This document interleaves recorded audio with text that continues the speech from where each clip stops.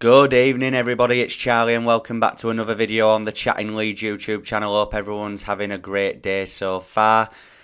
It's the return, guys, of Opposition Focus. I haven't done this in quite a long time. I actually do try to do it a lot of the time, but, well, every time I try to do it, I don't get a response back from the opposition fans, so it's proven very difficult over the last few months to get an opposition focus out there. And obviously with how quick the games are happening, with the hectic schedule this season, a lot of it can be down to that as well, which I do understand. But I thought I'd bring it back, guys. Opposition focus ahead of the Everton game this Saturday. I got in touch with Adam from the Call of Everton YouTube channel and asked him to give us a little bit of an insight, a little bit of a preview from the Everton side of things. Obviously, they're in a similar state to Leeds United at the minute. They are currently a place below us in 18th and a point worse off as well in the bottom three. So, like I said, I just thought it'd be interesting to get his perspective on it going into the game. So just before we get into it properly, please smash that like button, please subscribe and share all of your thoughts and opinions in the comment section down below.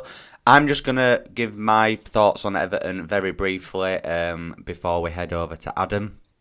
Now, Everton are such a massive club in the Premier League. I don't think they've ever been relegated, to my knowledge. Last season they came very close. They managed to save themselves with about 2 games to spare, I believe. That famous night against Crystal Palace at Goodison Park. And I think Goodison Park for them last season became a fortress. When the fans are on song there, it can be similar to Ellen Road. It's loud, they're right in your face, and it can be quite an intimidating place to go and play. And it is a ground that I would love to visit one day as well. But this season, they've had a very similar season. Obviously, like I said a second ago, you know, they're in the bottom 3 at the minute. They started off the season with Frank Lampard, who is an absolute fraud of a manager. I never want him near my football club. Obviously, Leeds are managerless at the minute, but we're not going to get into our situation because I will end up ranting. So we'll stick with Everton.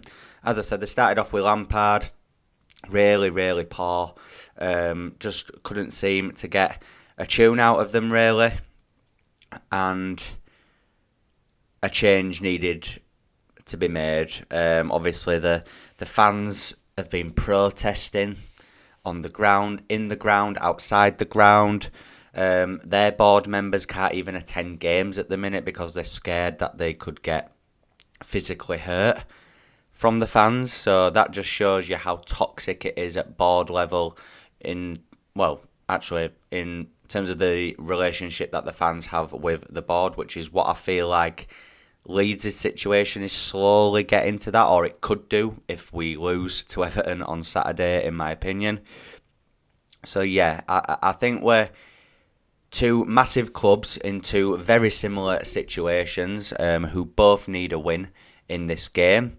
Obviously, they've brought Sean Dyche in, who, I'll be honest, obviously I don't want them to win this game against us, but if anyone is going to keep them in the division, it's Sean Dyche.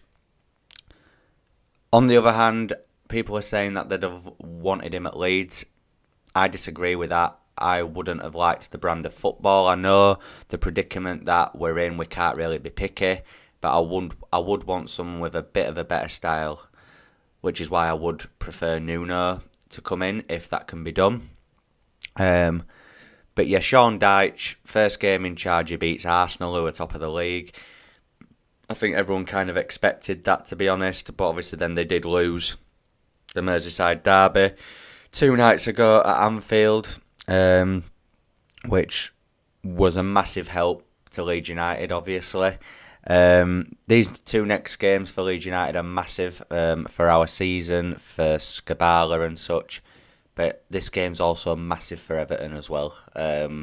It's a huge clash and hopefully Leeds United can come on top. But I do want Everton and Leeds to both stay up. Hopefully another team can get dragged into it, because we are two huge clubs that deserve to be in the Premier League.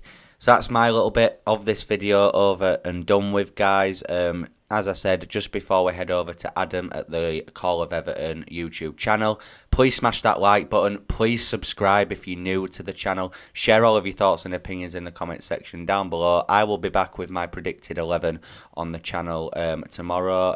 But for the rest of the video, let's hand over to Adam at the Call of Everton.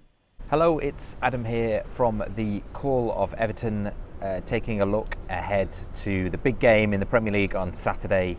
Everton against Leeds at Goodison. I'll give you a prediction at the end, but I'll just start by kind of giving some thoughts on Everton's season so far, a little bit about Leeds, and then a look ahead to the game. So, well, it's been another tricky one for Everton this season.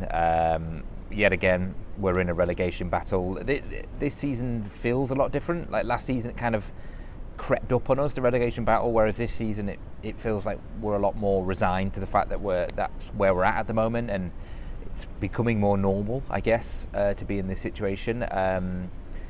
We didn't start terribly, and there's been one consistent theme throughout the whole season, and that's the fact that we just haven't had enough goals. We haven't scored enough goals. We haven't had enough good attacking players in the team who can score goals. We lost Richarlison. We never replaced him. Or the replacements we got in have not been good enough. We've just lost Anthony Gordon. He's not contributed that many goals, but he did contribute, a bit of attacking flair. Mixed views amongst Evertonians about him, but, he wasn't replaced. We didn't buy anyone in the January window, so we're constantly fighting, to stay in the league and to try and improve. Yet the team isn't being improved, and we're recalling Ellis Sims from Sunderland, and anyone who watched the Merseyside derby on Monday night will see that unfortunately he's just not ready for this level at the moment. So the story of the season really has been not scoring enough goals, and I think we started all right, and then things began to stutter. We got into a rut, and then we had a terrible run of form, and actually most people are of agreement that Lampard should have been sacked before the World Cup. We lost twice in a row at Bournemouth. We shipped 7 goals in the space of about 4 days at Bournemouth. It felt like that was the time. Instead, we went off to Australia. Lampard was still in charge. We came back, and the results just didn't get any better, and we wasted time, really, and time when we should probably have had a new manager in place. And perhaps, actually, ironically, if we had have sacked Lampard ahead of the World Cup, we might have got Bielsa in, because I think he would have been more interested in it. He would have had time to implement his methods, rather than when it turned out he actually wanted to just come in and take charge of the under-21s and then permanently take the job at the end of the season, which, to be honest, Everton were never going to agree to. So pretty desperate times, a lot of desperate results, losing at home to Southampton, losing at home to Wolves, pitiable performance away at West Ham. So time was up really for Lampard, and in came Sean Dyche. Obviously not the most exciting of appointments, but I think most people are seeing it as a very pragmatic appointment. Dyche is a man who can keep teams in the Premier League. He plays a certain way. Right now we needed what he can offer. And I wouldn't exactly say it's been like a breath of fresh air, but it certainly seems like he's a manager who is going to demand a lot more of the players, going to demand a basic level of competency and fitness. And we saw a lot of that against Arsenal. It was a terrific performance, very, very different to what we've seen. But the problem with this group of players is they're very inconsistent, and they can turn it on and put in an Arsenal performance, but they can also put in an Anfield Merseyside derby performance, and that's exactly what we got on Monday night. Depressing to see us go back into that. And look, I didn't expect much at Anfield. We are a team that has historically, at least in the last 10-20 years, haven't gone to Anfield and got anything. We often just don't turn up there, so it's no surprise. But again, the nature of the performance reminded me a bit of like a Lampard performance, and that's worrying, because I don't want us to slip back into that. So I think the key for us this season is keeping Calvert-Lewin as fit as we can. We play very different when he's in the side. He offers more. He obviously offers a goal threat, even though he hasn't been scoring much. If he can get on a run of games, I'm sure he will get goals. because apart from that, we don't really have anyone. Neil Maupay hasn't worked out. Ellis Sims doesn't look ready. Then you're thinking, oh, can Damari Gray play up top on his own? Dwight McNeil. There's not many goals in the team, so I think the plan is to try and keep him fit if possible. The plan is to keep games tight, try and nick 1-0 wins like we did against Arsenal, score from set pieces, try and keep clean sheets, and that's going to be the key for the rest of the season.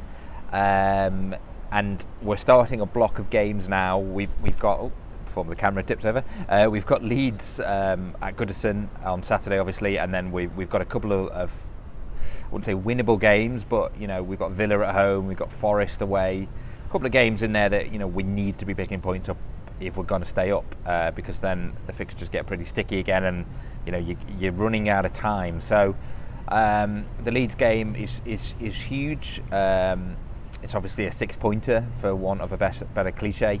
You guys are struggling, and I move on to Leeds, and it feels very similar actually to Everton. There's weird parallels, like both of us were scrapping and stayed up by the skin of our teeth last season. We both kept the same manager in charge who came in relatively late on in the season, and things were a level of optimism about Leeds at the start of the season, I would say, the same as Everton, that maybe things won't be as bad this season, but they've turned out to be equally as bad.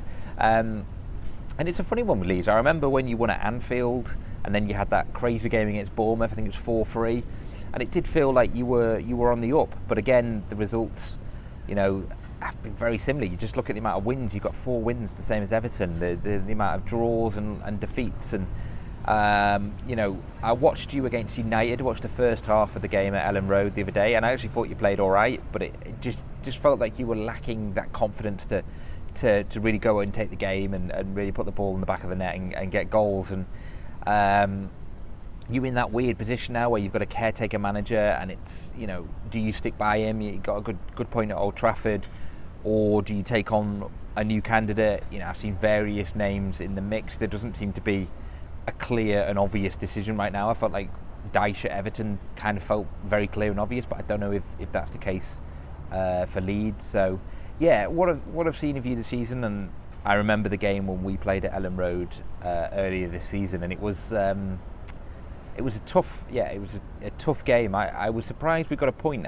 Actually, in going into the game, I was concerned for us, but actually, I thought we played all right and did well. But you kind of, much like Everton, you know what you're going to get with Leeds. You know they're going to be very, very strong at home, very difficult to beat in terms of the crowd and the atmosphere.